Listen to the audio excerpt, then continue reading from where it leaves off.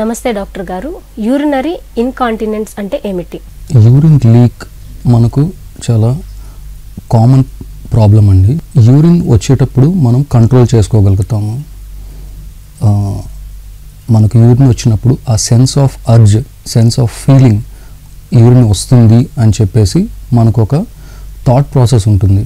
కానీ లీక్ అయ్యే వాళ్ళకి థాట్ ప్రాసెస్ వచ్చి వాష్రూమ్ వెళ్ళే లోపలికే యూరిన్ లీక్ అయిపోతుంది.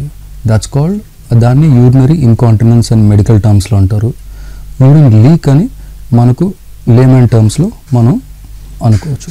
Urine leak it's common in male, అంటే మగవాళ్ళలోనూ ఆడవాళ్ళలోనూ కామన్గా వస్తుందండి. ఒక ఏజ్ వచ్చాక అబోవ్ 40 years 50 years అట్లా కామన్గా వస్తుంది.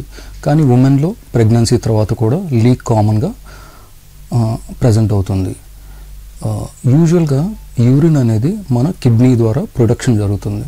కిడ్నీలో నుంచి యూరిన్ ప్రొడ్యూస్ అయ్యి యూరినరీ పైప్ అనే యూరిటర్ అనే చిన్న పైప్ ద్వారా బ్లాడర్కి వచ్చి ఆగుతుంది. బ్లాడర్లో యూరిన్ స్టోర్ అవుతుంది. యూరిన్ స్టోర్ అయ్యాక మనకు బ్లాడర్ ఫిల్ అయినప్పుడు approximately around 300 ml 250 to 300 ml fill అయినప్పుడు మనకు బ్రెయిన్కి సిగ్నల్స్ వెళ్తాయి. సో ఇట్లా బ్లాడర్ ఫిల్ అయింది అని చెప్పేసి. So brain sees a clear area where there is a sense వచ్చినప్పుడు వచ్చేసి మనకు క్లియర్ ఆ యూరిన్ పాస్ చేయాల్సిన థాట్ వచ్చినప్పుడు, so then we go to the washroom and we void. This is a normal procedure. ఇక్కడెక్కడ లీక్ ఉండదు. ఇట్లాంటి normal దాంట్లో వచ్చేసి లీక్ మీకు ఉండదు అనమాట. కానీ when this process is disrupted, అంటే ఈ ప్రాసెస్కి ఎక్కడైనా బ్లాక్ జరిగినా, ఇబ్బంది జరిగినా,